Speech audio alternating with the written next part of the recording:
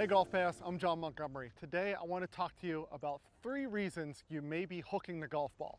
So if your drives occasionally look like this, oh man, that is a disaster. We cannot have that. It is a round killer, and there's usually 3 main ingredients that give you the recipe for that nasty hook. The first one is the grip. Every time somebody comes in with a hook problem, I ask, let me see your grip. And then I see them grip the club, and if you see this right hand, the palm of your right hand, gripping the bottom of the club like that, and that right hand's under, when you go to release the club, you are going to close the club face way too much. That's going to leave you with that nasty snap hook, okay?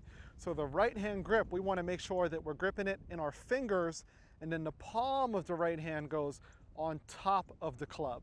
And you see the V here in between my thumb and my pointer finger.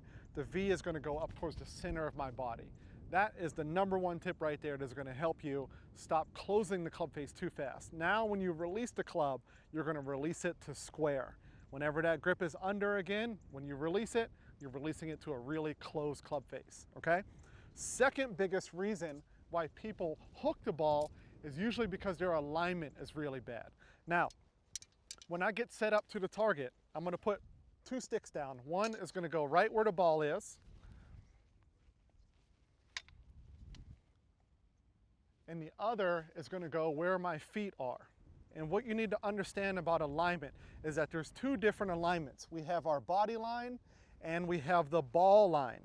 Now what happens is that most people, if I'm aiming at that black and white stick, is they will aim their body at that stick there. So if we aim our body at the black and white pole, and I do a parallel line to that, now you'll see that that ball line is aiming well right of the target. So what happens there? We subconsciously know where the target's at, so what do? You hang back, flip the club a little bit more, or you swing over the top and cover it and smother hook it. So this is a huge problem, and it doesn't usually happen until you get on the golf course. People on the range will usually set up nice and perfect because you're on a square mat, you have no problem. But as soon as you get on the golf course, you'll have bad alignment, and that is another huge reason it will make you have to hook the golf ball, because if you did hit it straight, you would blast it 30 yards right of your target, okay? So pay attention to your alignment. Make sure that your body is set up parallel left of the target, so that your ball line is the one that's in line with the target. So when I take my setup here, I'll look and I should see about this much of a gap in between my shoulder and the flag. That would tell me that my body is aiming parallel left of the target, okay? Last tip is going to be the tempo. Typically, whenever you're hooking the ball, you are grabbing the club, you're squeezing really tight, and your tempo gets really quick. If you have a smoother tempo, it will help you eliminate the factor of you over-rotating the club face and hooking that golf ball. So let's bring all those pieces together. Let's make sure we got good alignment. Let's get that right hand on top of the club. And let's have a tempo where we can count 1 and 2. Let's do that again. 1 and 2.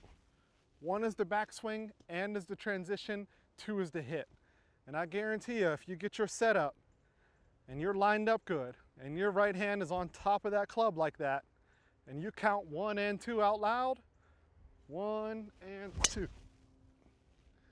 You are not going to hit that hook anymore. It's going to help you hit the ball a lot straighter, keep that ball in play, ultimately lower those scores for you.